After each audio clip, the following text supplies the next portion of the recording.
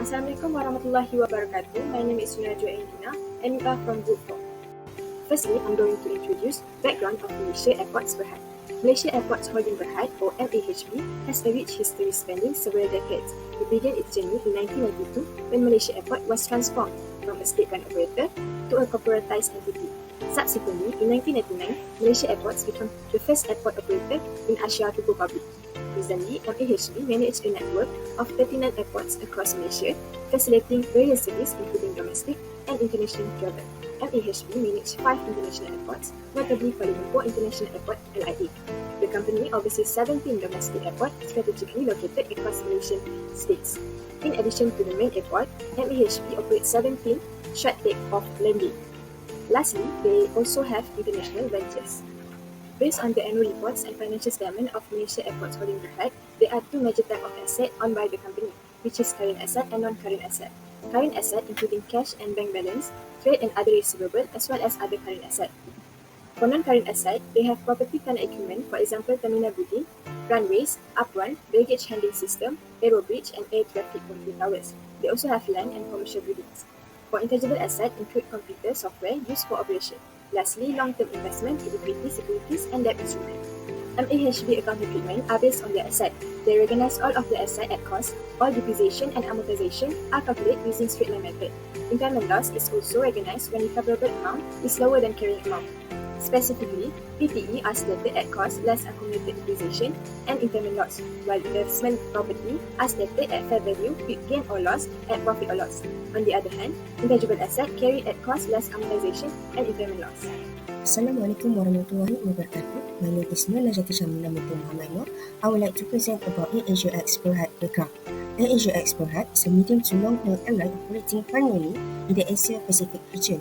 Established as Flight Asian Express (FAX) in 2006, AirAsiaX Berhad began service in Nurul, Sarawak and Sabah with 2 Block aircraft before undergoing a comprehensive rebrand in September 2007, followed by its first flight to Australia in November 2007. The airline grew rapidly, establishing hubs in Malaysia, Thailand, Indonesia, and the Philippines, and launching numerous domestic and international routes. AirAsiaX initially launched routes to destinations in Australia, China, Taiwan, and the United Kingdom. It later expanded its network to include other long-haul destinations in Asia, the Middle East, Africa, and the United States. Now, I would like to talk about type of asset owned by AirAsiaX Berhad. For current asset, they have cash and bank balance, trade and other receivable, and the third one is other current assets. For non-current assets, we have property, plant and equipment, trade and other receivables, long-term investment in equity securities. Accounting treatment by AirAsiaX Berhad.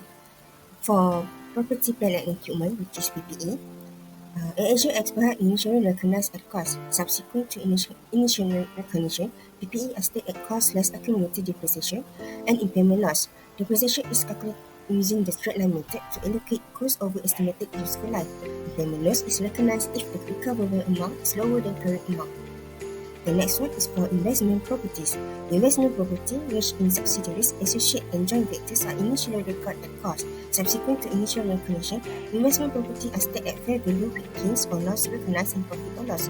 Fair value are determined based on valuation by registered independent values using methods such as comparison, investment and cost approach. Intangible asset are initially measured at cost. After initial recognition, they are carried at impairment loss. Impairment loss is recognized if the recoverable amount is below current amount. Assalamualaikum, my name is FATIMATUSZAHRAH binti YAHYA. Let's continue with the background of our company. Sky Holdings Berhad, headquartered at Sky Corporate Office in Persiaran Corporate LIA 64000 LIA, Sepang, Selangor, Malaysia. Sky Airlines, founded in 2020 by Jeffrey and Amelia Najela, has transformed from a modest fleet to a symbol of reliability, affordability, and inclusivity in disguise. The airline's mission is to democratize air travel, offering flights to over 80 destinations worldwide. The company introduced the Sky Move, a digital marvel that integrates flights, accommodation, ride-hailing, dining, and financial services through Sky. Sky is an invitation to soar, offering a gateway to the extraordinary and a ticket to the sky and beyond. Let's delve into the core activities and financial aspects of Sky Holdings. Sky operates across various sectors, including air transportation services, tour operations, aircraft leasing, and media ownerships. Starting with air transportation services, Zenny Sky Airlines prides itself on providing world-class air travel. In tour operation, Zenny Sky Tours offers travel packages, making exploration and transforming travel dreams into reality. Zenny Sky Media holds a prominent position, engaging audience through captivating content and enhancing the overall travel experience. To adapt to the digital age, Zenny Sky Movie presents a commitment to providing a holistic travel ecosystem, integrating various services. Furthermore, Zenny Sky is committed to sustainability, engaging in practices to contribute more responsible aviation industry. On CSR, Zenny Sky emphasizes giving back to communities through initiatives focused on education, community development, and environmental conservation, reflecting a commitment to social responsibility. Types of assets in Zenny Sky Holding. Aircraft are deemed as its most significant assets, with costs attributed to their service potential and reflecting their maintenance condition. These costs are amortized over the shorter of the next check periods of remaining life. Other property, plant, and equipment encompass vital assets such as ground support equipment, office equipment, and leasehold improvement. Initially recognized at cost, they are subsequently measured at cost less depreciation and impairment loss. Deposits on aircraft purchases are initially recognized at cost and later measured at amortized cost using the effective interest method. Maintenance and overhaul cover major airframe and specific engine maintenance check, with accounting procedures outlined in the property, plant, and equipment policy. Hello everyone, my name is SYAMILA. In my presentation, I will be focusing on the asset that my company choose. We have seen from previous presentation, my friend has explained about the type of assets owned by my company and what are the accounting treatment used for each asset. From those assets, my company chooses property, plant and equipment that falls under MFRS 116 as our main topic today. Come, I will explain more about why we decided to choose PPE. Our company is an aircraft company. Therefore, the asset that is most tangible and known by everyone is of course owning aircraft. Aircraft is considered PPE because it is a fixed asset, tangible and difficult to sell or liquidate.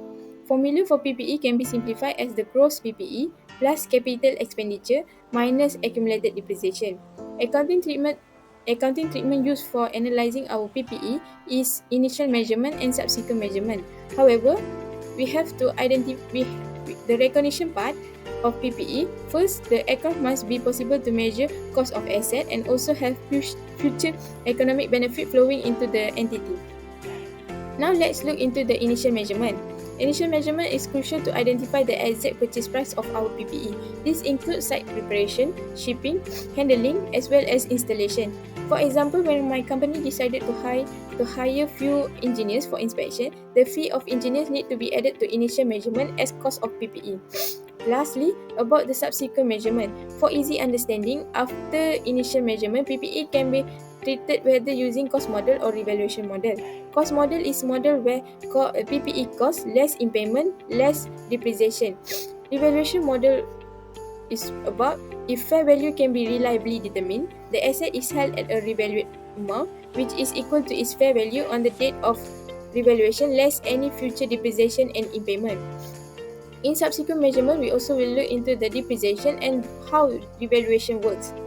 Depreciation, we can use two types of depreciation, which is straight line and also reducing balance. For revaluation should be conducted on a regular basis in accordance with the revaluation model to ensure that an asset carrying amount does not significantly deviate from its fair value as of the balance sheet.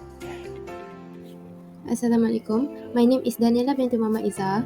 I'm going to talk about fair value measurement procedure for the assets of Zenny Sky Holding Berhad, specifically focusing on aircraft, involves several steps to ensure accuracy and reliability. Fair value is defined as the price that will be received to sell an asset or paid to transfer a liability in an orderly transaction between market participants at the measurement date. These are the detailed procedure. First is market research and analysis. It conducts thorough market research and analysis to identify comparable transaction and market data for similar aircraft. Consider factors such as age, condition, specification, and geographic location. Second is selection of valuation approach. It chooses the appropriate valuation approach based on the availability of information and the characteristic of the aircraft. Common valuation approaches include the market approach, income approach, and also cost approach. Other than this, there are several more fair value measurement, which is reconciliation of valuation approaches, assessment of assumptions and inputs, documentations and reporting, review and validation, and lastly is the disclosure, which disclose the fair value of aircraft and the related fair value measurement process in the company's financial statements, not to financial statements, and other relevant disclosure in accordance with accounting standards and regulatory guidelines. In summary, Malaysian aviation industry is represented by companies like Malaysia Airports Berhad and AirAsia Berhad, which inspire our company, Zenith Sky Holding Berhad. Each company has distinct asset and accounting treatments. For Malaysia Airport Berhad, they manages airports, owning property and infrastructure. They account for asset at cost and depreciate them over time. Whereas AirAsia Berhad operate as a low-cost airline, owning aircraft and other assets. They also account for asset at cost and depreciate them over time. But for our company, Zenith Sky Holding Berhad is a conglomerate involved in various aviation-related businesses. We own aircraft and other property, which are accounted for at cost and depreciate over time. Overall, these companies contribute to Malaysian aviation sector with their unique assets and accounting practices. That's all from us. Thank you.